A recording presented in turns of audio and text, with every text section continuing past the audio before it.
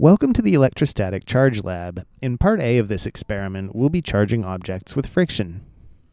These are charge producers. When rubbed together, electrons will be transferred from one to the other, resulting in a negative charge on one and a positive charge on the other. This is a Faraday ice pail. The outer basket is grounded, and the inner basket is connected to an electrometer, which will show the effects of placing a charged object in the pail. Attach the electrometer to the data acquisition interface. Using the BNC adapter cable, connect the electrometer to the two baskets of the ice pail with the ground on the outer basket. Open the Data Studio file called Charging. Turn on the electrometer and ground the ice pail by touching your finger across both baskets. It is helpful if you ground yourself during this process. Ground the charge producers and zero the electrometer. If you're having trouble removing charge from the charge producers, try breathing on them. Note that the electrometer is sensitive, so try and minimize movement near it.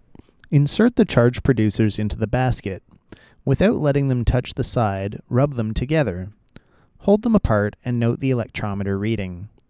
Also, hold each one in the basket on its own and note the reading.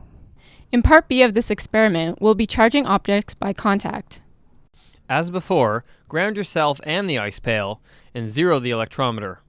Outside the pail, rub the two charge producers together. Insert the white one and touch it to the inner basket. Remove the charge producer and note the electrometer reading. Repeat for the dark charge producer. In Part C of this experiment, we'll be investigating the charge distribution on a hollow spherical conductor. Close Data Studio and open the file called Distribution. Attach the 1000-volt terminal from the voltage source to the stub connector on the sphere. Also, attach a banana cable to the common terminal of the voltage source, but do not connect the other end. Ground the ice pail and the ball end of the proof plane and zero the electrometer.